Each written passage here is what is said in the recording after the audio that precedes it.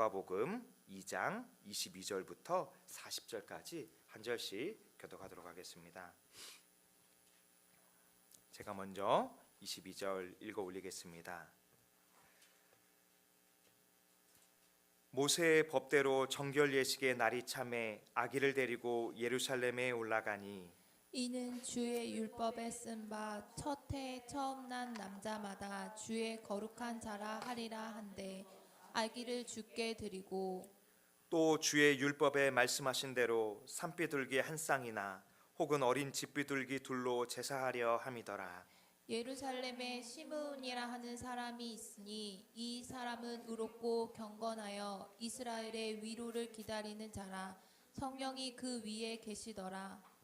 그가 주의 그리스도를 보기 전에는 죽지 아니하리라는 하는 성령의 지시를 받았더니 성령의 감동으로 성전에 들어가매 마침 부모가 율법의 관례대로 행하고자 하여 그 아기 예수를 데리고 오는지라. 시므온이 아기를 안고 하나님을 찬송하여 이르되 주제여 이제는 말씀하신 대로 종을 평안히 놓아 주시는도다. 내 눈이 주의 구원을 보았사오니 이는 만민 앞에 예비하신 것이요 이방을 비추는 빛이요 주의 백성 이스라엘의 영광이니이다 하니 그의 부모가 그의 대한 말들을 놀랍게 여기더라. 시므온이 그들에게 축복하고 그의 어머니 마리아에게 말하여 이르되 보라 이는 이스라엘 중 많은 사람을 패하거나 흥하게 하며 비방을 받는 표적이 되기 위하여 세움을 받았고 또 칼이 내 마음을 찌르듯 하리니 이는 여러 사람의 마음의 생각을 드러내려 함이니라 하더라. 또 아셀지파 바누엘의 딸 안나라 하는 선지자가 있어 나이가 매우 많았더라. 그가 결혼한 후 7해 동안 남편과 함께 살다가 과부가 되고 84세가 되었더라.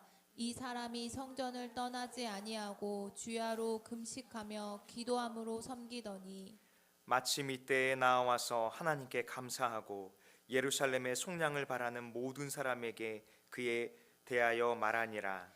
주의 율법을 따라 모든 일을 마치고 갈릴리로 돌아가 본 동네 나사렛에 이르니라. 같이요. 아기가 자라며 강하여지고 지혜가 충만하며 하나님의 은혜가 그의 위에 있더라. 아멘. 오늘은 예수 그리스도의 오심을 기다리는 자들이라는 제목으로 하나님의 말씀을 같이 나누기를 원합니다.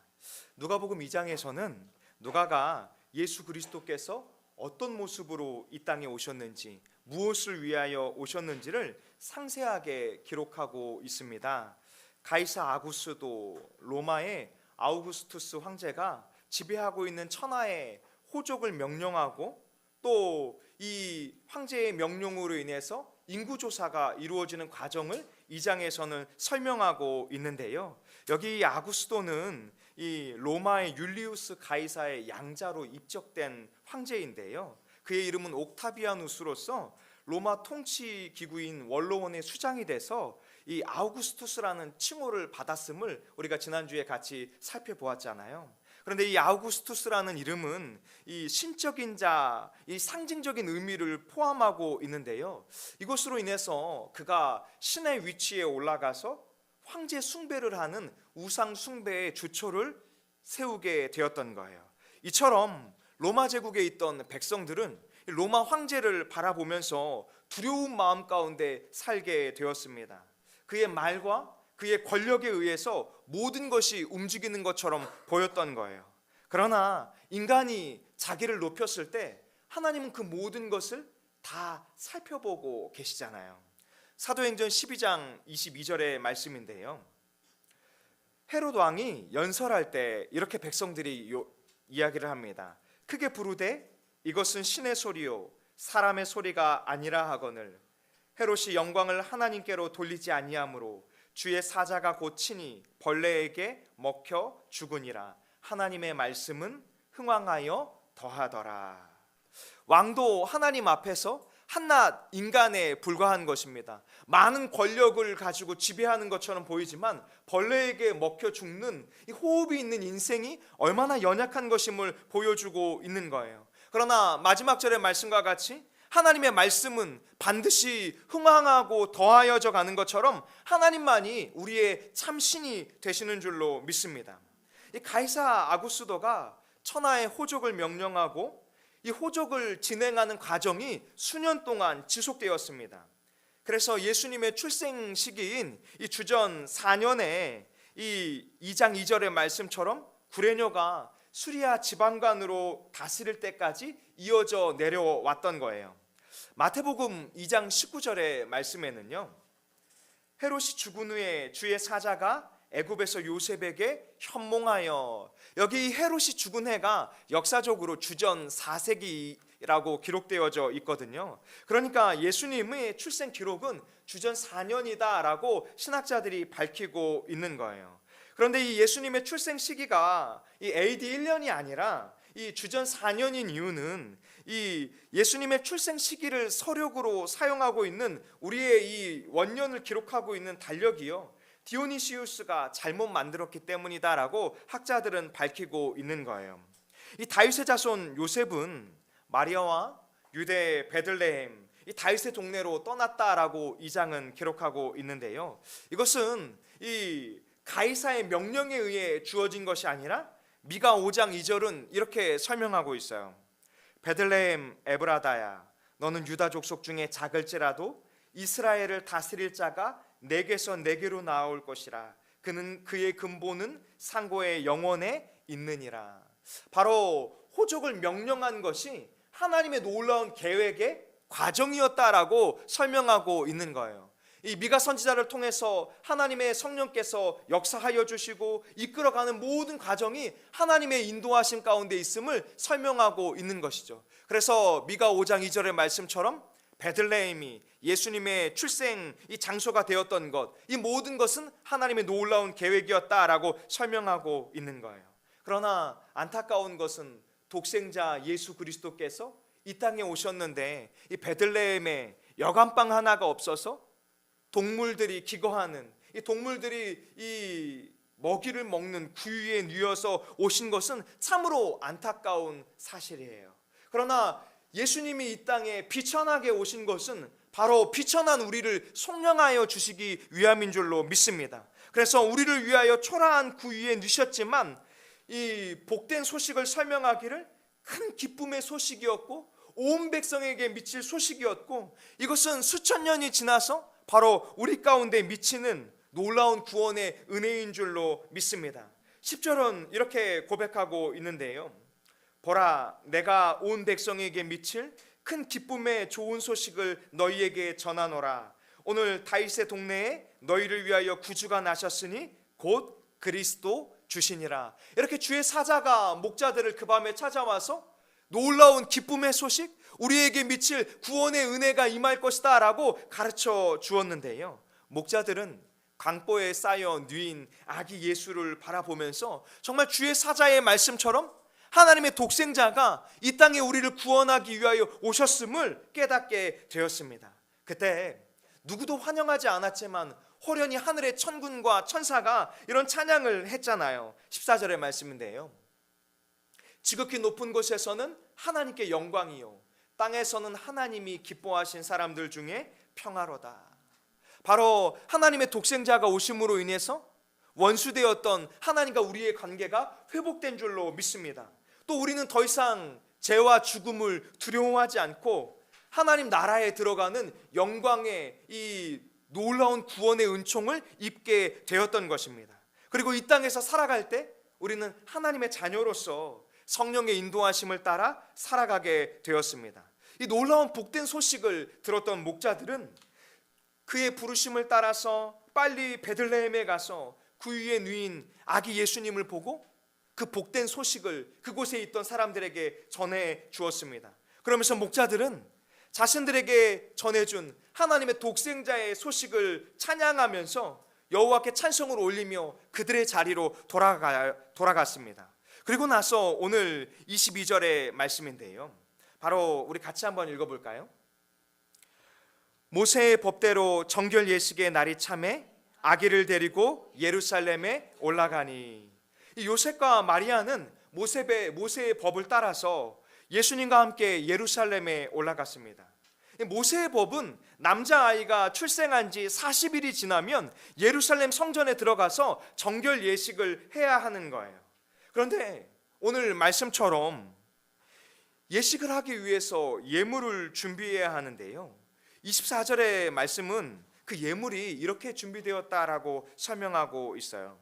또 주의 율법에 말씀하신 대로 산비둘기 한 쌍이나 혹은 어린 집비둘기 둘로 제사하려 함이더라.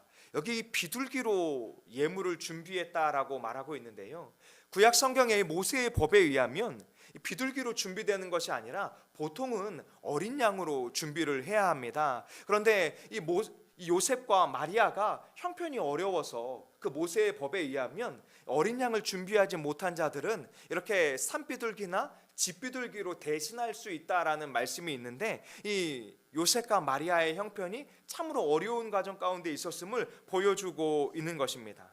그리고 예루살렘에는 오늘 말씀처럼 아기 예수님을 기다리는 자들이 준비되어 있는데요, 우리의 눈에 볼 때에는 정결 예식을 하기 위해서 예루살렘에 들어간 것처럼 보입니다. 그러나 예루살렘에서 주께서 오심을 기다리는 자들을 통하여 그것은 하나님의 독생자가 이 땅에 오셨음을 선포하는 놀라운 역사의 계기가 되었음을 보여주고 있는 것입니다.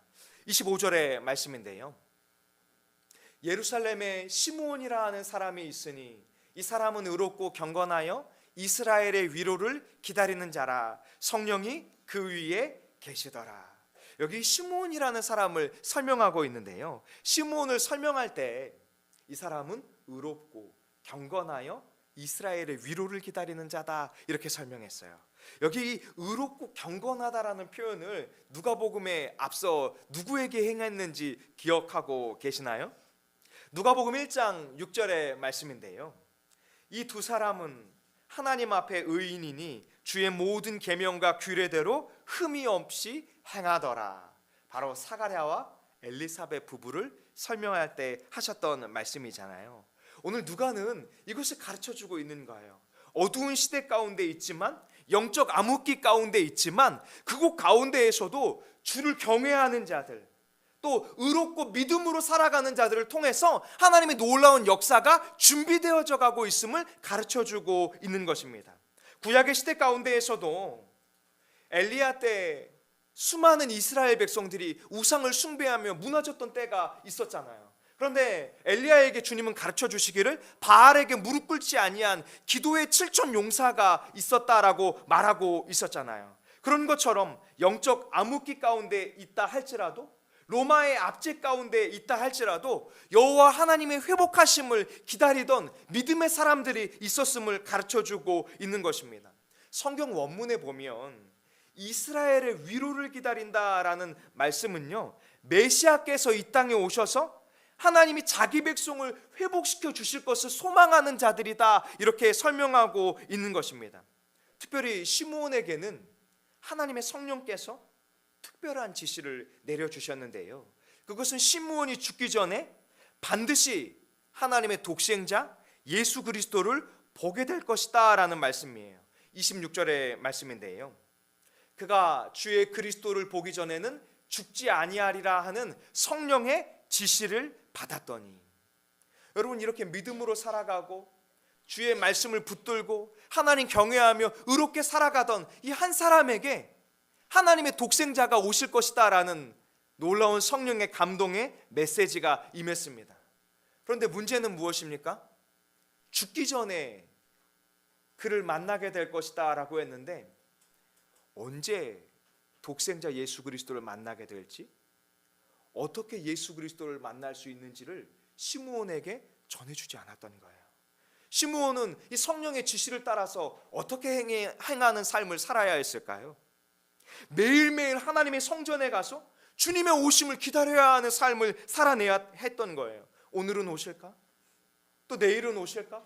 그 기간이 1년이 됐는지 2년이 됐는지, 정말 죽기 전까지 수십 년의 시간이 지나야 했는지 그것이 알 수 없었던 것입니다. 그러나 분명한 것은 시므온을 향해 주님은 말씀하시기를 이 사람은 의롭고 경건하여 하나님을 믿는 믿음으로 말미암아 의롭고 경건하여 하나님의 독생자가 이 땅에 오심을 기다리는 자다라고 설명하고 있는 것이죠. 이스라엘의 회복을 기다리는 자다라고 설명하고 있는 거예요.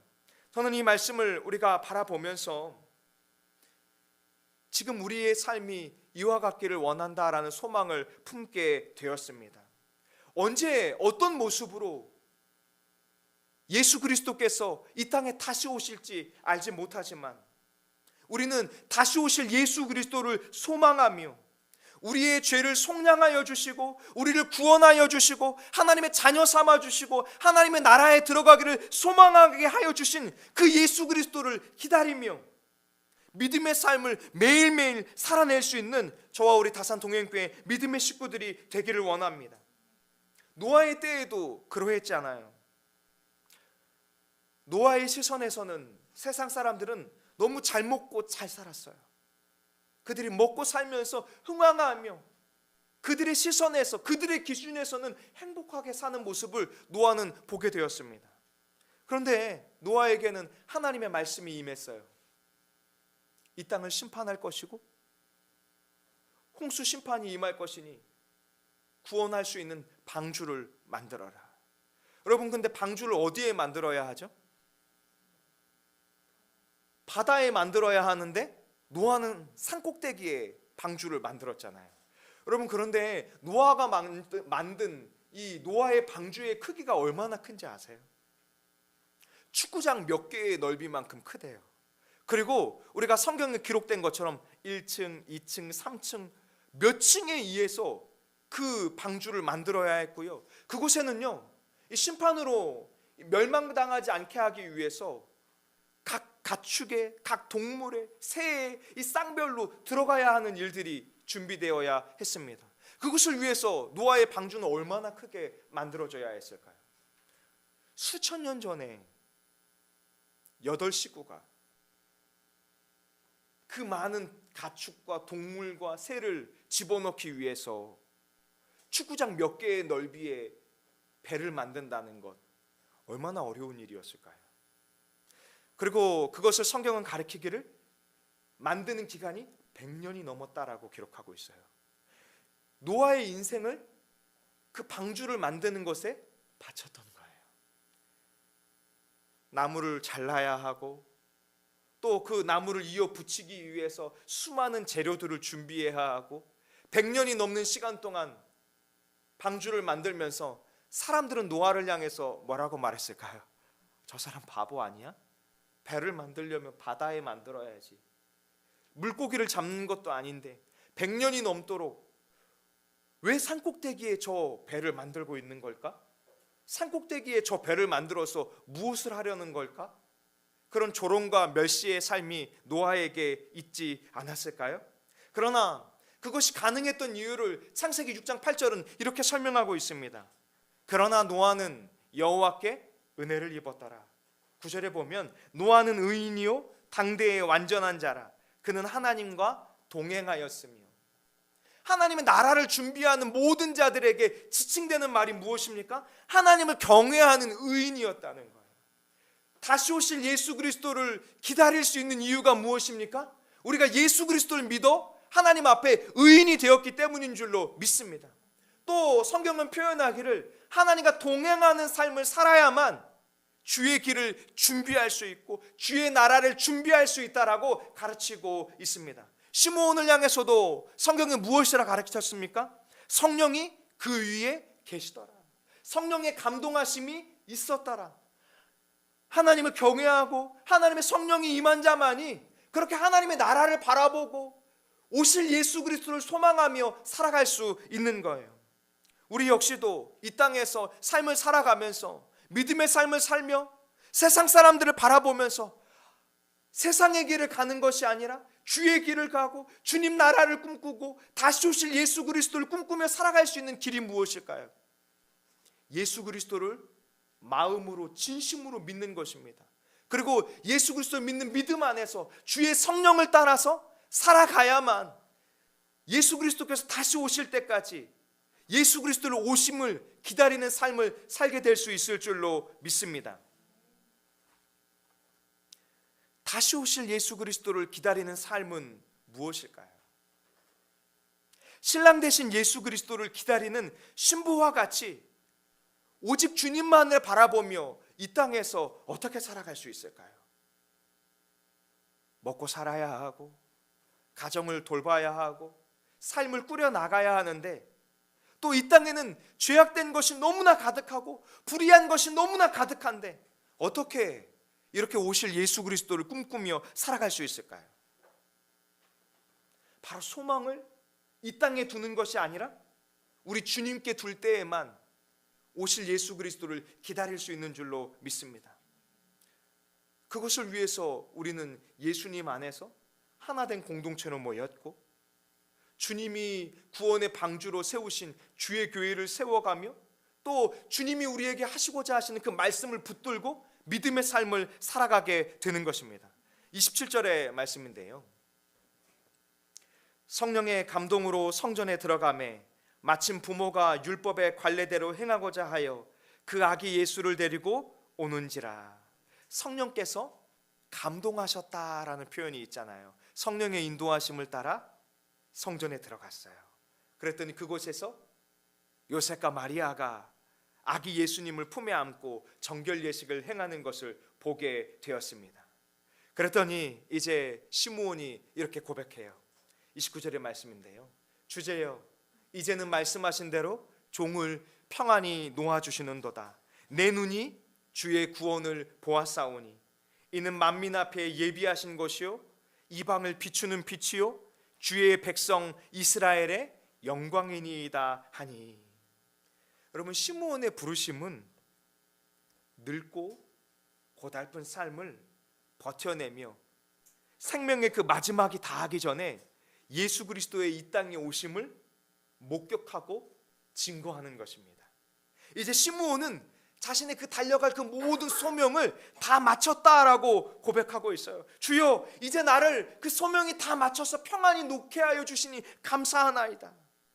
마치 바울의 고백과 같지 않습니까? 내가 이제 전제와 같이 나의 달려갈 길을 다 마치고 내가 부은 바 되었으니 이제 내가 들어갈 길은 하나님 나라일 뿐입니다라는 고백과 같지 않을까요? 그러면서 시므온은 자신에게 말씀하신 대로 성취하여 주신 그 하나님을 찬송하는 거예요. 여기 이 어린아이는 사람의 눈에는 단순하게 아이인 것처럼 보이지만 시므온의 눈에는 어떤 모습으로 보일까요? 독생자 예수 그리스도께서 지금 예루살렘 성전에 오신 것처럼 보이는 거예요.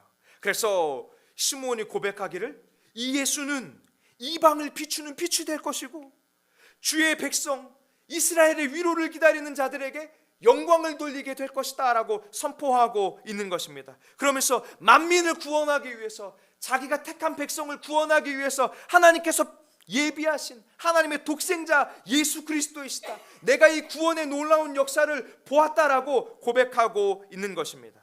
그러면서 시므온은 축복하며 예언합니다.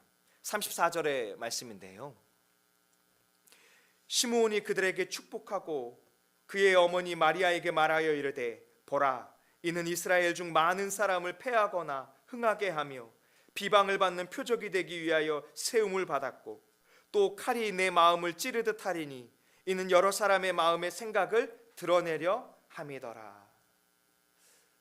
축복하여 예언했는데 설명하기를 예수 그리스도께서 오심으로 인해서 믿지 않는 자들에게는 심판이 임할 것을 설명하고 있는 거예요. 고린도후서 2장 16절의 말씀인데요, 이 사람에게는 사망으로부터 사망에 이르는 냄새요 저 사람에게는 생명으로부터 생명에 이르는 냄새니라. 믿는 자들에게는 참 소망을 얻게 될 흥할 소식이고 복된 소식인 줄로 믿습니다. 예수님께서 십자가를 지시고 구원의 길을 가실 때, 그러나 마리아의 마음 가운데에는 시므온이 예언하기를 내 마음을 칼이 찌르듯 하게 될 것이다, 그 고통이 있을 것이다, 아픔이 있을 것이다 라고 선포하고 있어요. 그러면서 참 하나님이신 예수 그리스도 앞에 모든 사람의 마음이 밝히 드러날 것도 시므온은 선포하고 있었던 것입니다.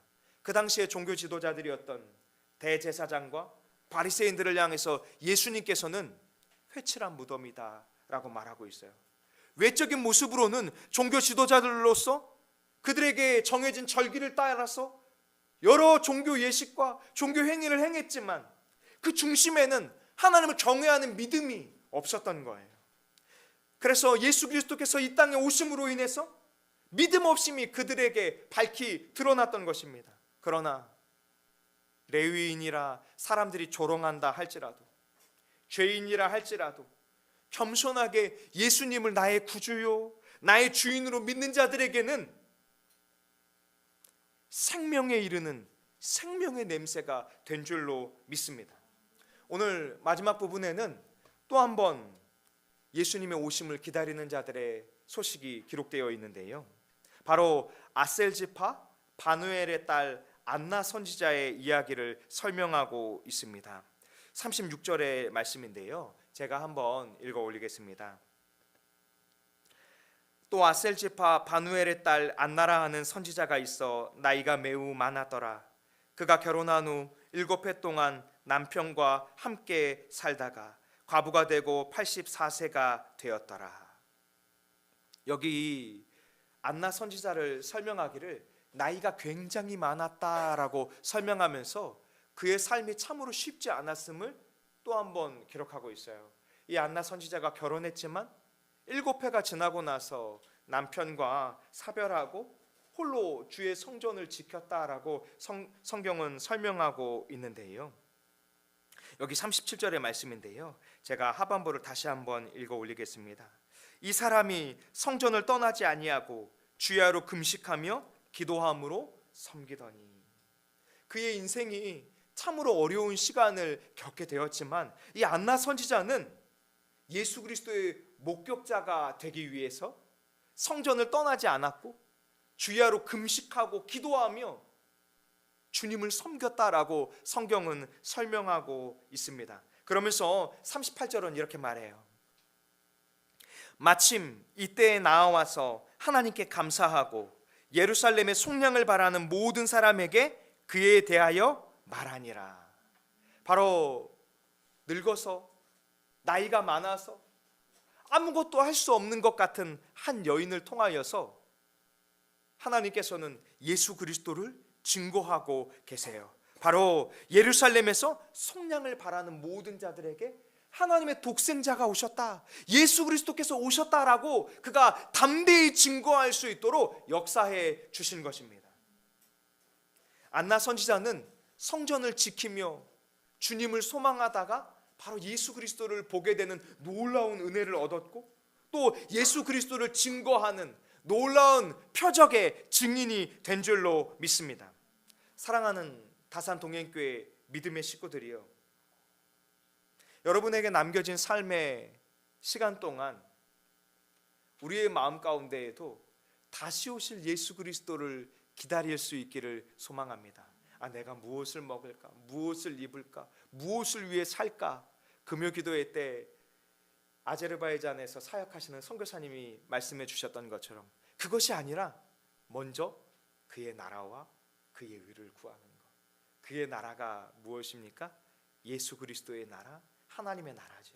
우리가 들어갈 하나님의 나라, 우리가 만나게 될 예수 그리스도의 오심을 기다리는 믿음의 사람들이 되기를 원합니다. 여러분, 그것이 그리스도인에게 너무나 당연한 것 같지만 이 땅을 살아가는 삶 가운데 분주함 속에서 또 우리의 인생의 문제 속에서 우선순위를 잃어버려서 주님을 놓치기 쉬운 시절이 이때인 것 같아요. 그래서 우리는 예수 그리스도를 믿는 믿음을 가지고 살아가기를 매일매일 씨름하며 그리스도의 증인이 되는 세상의 빛이요 소금으로 살아가기를 힘쓰며 주님께서 우리에게 허락해 주신 이 나라의 주의 교회들을 든든히 세워가기를 힘쓰며 성령의 인도하심을 따라 살아갈 수 있는 저와 우리 다산 동행교회의 믿음의 식구들 되기를 바랍니다. 기도하겠습니다.